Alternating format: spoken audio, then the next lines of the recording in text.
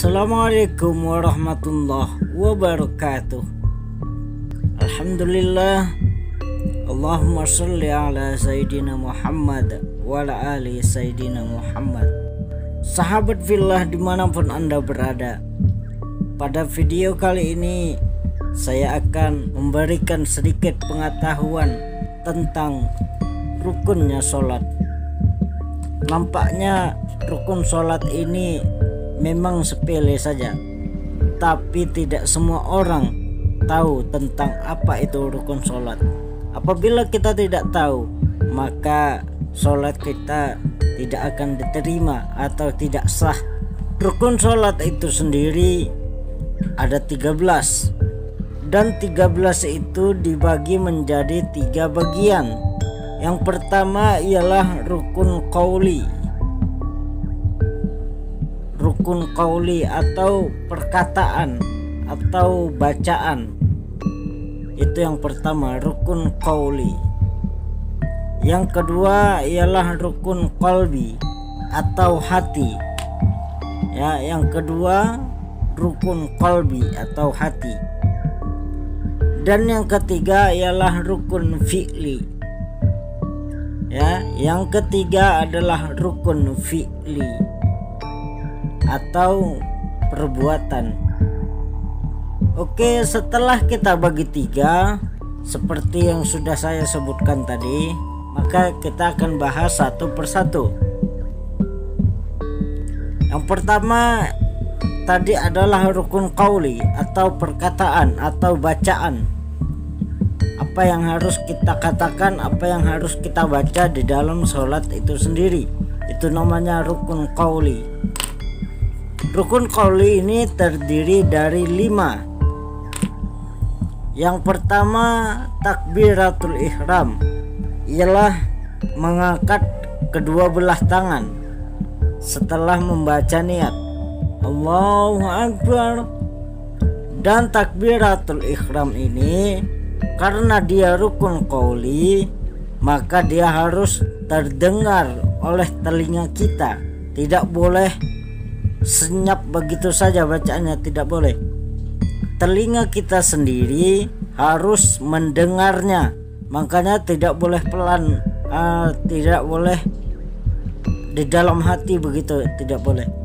Telinga kita, sekurang-kurangnya telinga kita harus mendengar rukun qauli ini sendiri. Yang pertama tadi adalah takbiratul ihram, Allahu Akbar. Ya, itu yang pertama. Yang kedua membaca suratul Fatihah. Ya, makanya membaca surah Al-Fatihah itu jangan di dalam hati. Kalau membacanya di dalam hati, kuping kita tidak mendengar. Kalau kuping kita tidak mendengar, maka sholat kita tidak sah. Ya, maka kuping kita harus mendengar. Itu sekurang-kurangnya begitu. Yang ketiga, rukun qauli yang ketiga ialah membaca tahiyat akhir. Ya, tahiyat akhir, at-tahiyatul mubarakatuh dan seterusnya. Itu harus sama juga seperti tadi. Telinga kita harus mendengarnya. Tidak boleh di dalam hati, tidak boleh senyap begitu saja, tidak boleh. Yang keempat adalah membaca selawat untuk Nabi Muhammad di tahiyat yang terakhir. Dan yang kelima, mengucapkan salam yang pertama. Ya, salam yang pertama itu harus terdengar oleh telinga kita juga. Assalamualaikum warahmatullahi. Salam yang pertama. Kalau salam yang kedua itu sunnah. Kalau tidak kita lakukan juga tidak apa-apa, tapi alangkah baiknya kita lakukan, kan begitu. Itu tadi pembahasan rukun qauli. Ya, rukun qauli atau perkataan atau bacaan. Yang mana rukun qauli ini, saya ulangi lagi, yang mana rukun qauli ini harus terdengar oleh telinga kita sendiri. Itu sekurang-kurangnya begitu. Yang kedua ada rukun qalbi atau hati. Rukun hati ya. Apa saja yang harus dilakukan oleh hati begitu maksudnya. Rukun qalbi ini terdiri menjadi dua bagian. Yang pertama adalah niat. Niat itu di dalam hati letaknya, bukan di lisan ya. Apakah salah mengucapkan niat di lisan? Tidak ya. Lisan memperkuat untuk tidak ada keraguan di hati begitu maksudnya. Setelah kita ucapkan di lisan, contohnya sholli fardul maghrib, contohnya begitu, Allahu akbar, dan sewaktu Allah kita timbulkan niat di dalam hati. Ini rukun qalbi yang pertama, yaitu niat.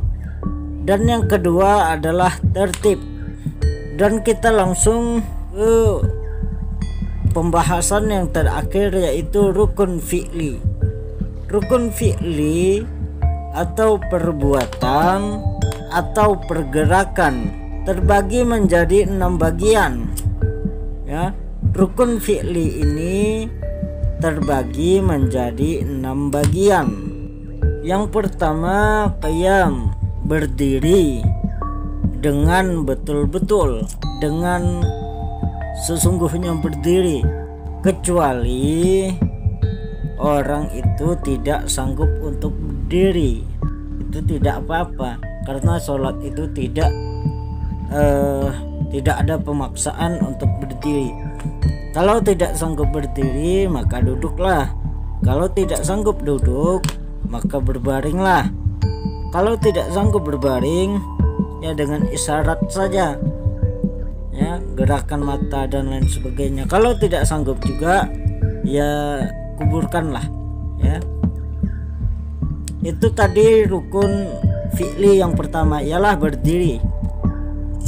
Lalu kita masuk ke yang kedua, ada ruku ya.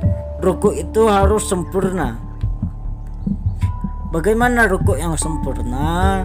Ruku yang sempurna itu, andai kata gelas kita letakkan di punggung orang yang sedang ruku, maka gelasnya tidak akan tumpah begitu. Seumpamanya tidak terlalu mendangak atau ke atas, tidak terlalu ke bawah ya, terlalu membongkok maksudnya, sedang rata ya begitu. Lalu kita masuk ke rukun fi'li yang ketiga, yaitu i'tidal. Apa itu i'tidal? Berdiri setelah ruku, itu namanya i'tidal. Yang keempat ialah sujud. Nah, sujud ini pun harus kita lakukan dengan baik, dengan tenang ya. Tidak usah tergesa-gesa seperti ayam kelaparan begitu. Yang kelima ada duduk antara dua sujud ya, duduk antara dua sujud ya. Rabbighfirli warhamni dan seterusnya. Itu bacaan duduk antara dua sujud. Dan yang keenam ada duduk membaca tahiyat akhir ya, duduk membaca tahiyat akhir ya. Jadi membaca tahiyat itu harus duduknya sempurna, bukan duduk seperti antara dua sujud, bukan ya. Duduk tahiyat itu akan kita bahas pada video selanjutnya, makanya jangan lupa di subscribe agar kita masuk ke pembahasan selanjutnya. Itu tadi pembagian 13 rukun sholat. Yang pertama adalah rukun qauli yang terdapat 5 bagian ya, dihitung sama-sama 5. Yang kedua ada rukun qalbi, dibagi menjadi 2 bagian, 5 tambah 2 7 ya. Yang ketiga ada rukun fi'li Rukun fi'li dibagi menjadi 6 bagian. 7 tambah 6 13 ya. Jadi itu pembagian 13 rukun sholat yang harus kita ketahui, wahai saudaraku. Jadi cukup sekian, insya Allah video ini bermanfaat untuk kita semua. Jangan lupa share agar semua sahabat Islam kita tahu apa yang harus dilakukan di dalam sholat itu sendiri, agar sholatnya tidak sia-sia. Cukup sekian, assalamualaikum warahmatullahi wabarakatuh.